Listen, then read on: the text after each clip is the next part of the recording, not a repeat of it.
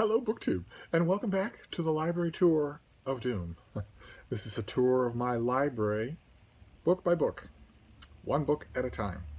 All the books that I have, all the books that I ever have had, and all of my ebooks on all of my different devices. It's going to take a very long time, but I'm in for the long haul if you are. And today's book is one that perhaps needs no introduction. It's the Bible. But it's not just any Bible. It's this beautiful thing. It's the Reader's Digest Bible. So there you have the typical Reader's Digest colophon there. But you've got the stained glass ingrained window there, and it's enormously illustrated all throughout. So you've got spot illustrations all throughout the main text, but you also have islands of color. It must have cost a mint to do, because Reader's Digest got permission for reprints of virtually every painting that's ever been done on a biblical theme.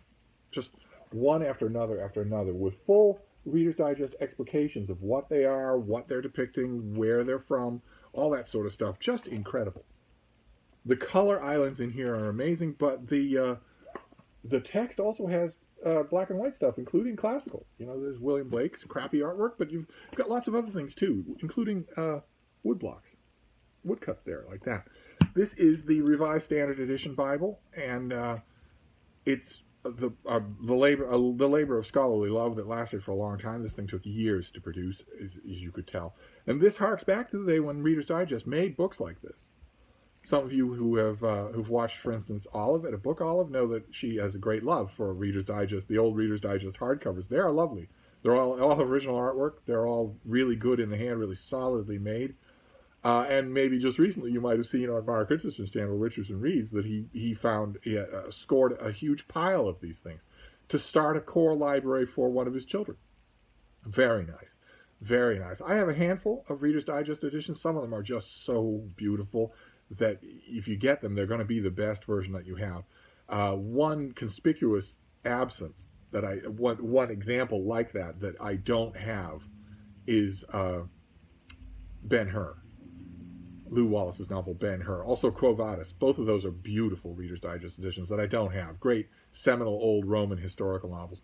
But for instance, the Reader's Digest hardcover of Mark Twain's Innocents Abroad or Roughing It are great. They're fantastic. We'll be getting to them in this library tour of Doom.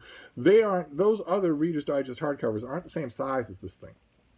This is oversized in order to make the artwork really pop, and that's one distinction. Another distinction is one that won't sit so well with readers, which is that this is abridged.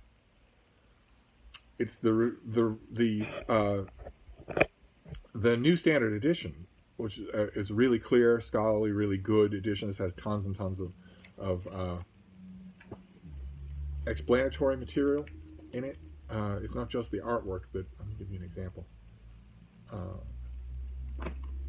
It's not just the artwork that gets an explanation in here. It's also the text.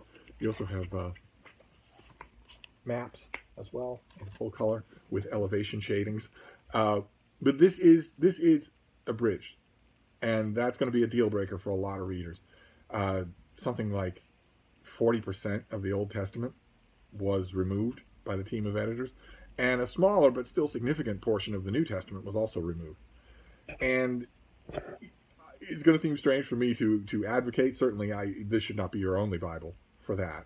You want the whole of the text that comes down to us. But I'm still going to advocate because I have read this a few times. I started looking for it a couple of years ago and found it when I still had this BookTube channel. But I've had this on and off many times over the years. And it's a great reading experience. Fantastic. It's a fantastic Bible to have. It's clearly intended to be a standard family Bible. You have a slot there for ownership and birth and death dates and marriages and whatnot. But it's not the whole thing. And that's going to be a deal breaker for a lot of people who want to have a Bible.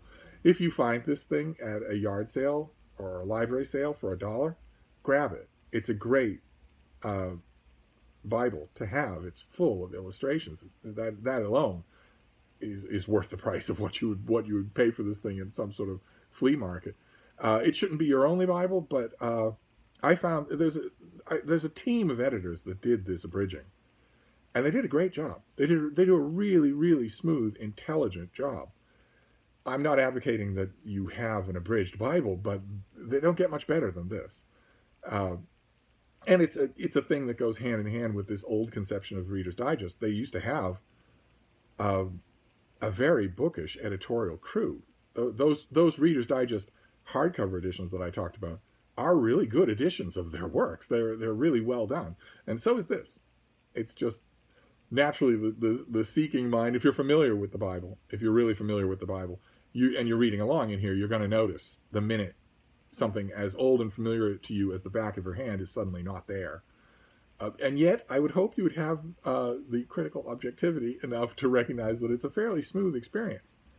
I like that about it. I would never be my only Bible, but I'm very happy to have this. Very happy to have it in the little book room. So that's your book for today on the Library Tour of Doom. A rather sensitive subject, considering that the Library Tour of Doom is partially sponsored by someone who isn't in this book, by a deity who isn't in this book and wasn't known to its writers. Anyway, we'll be getting to everything else in due time. But that's your book for today. So thank you, BookTube. I'll see you soon.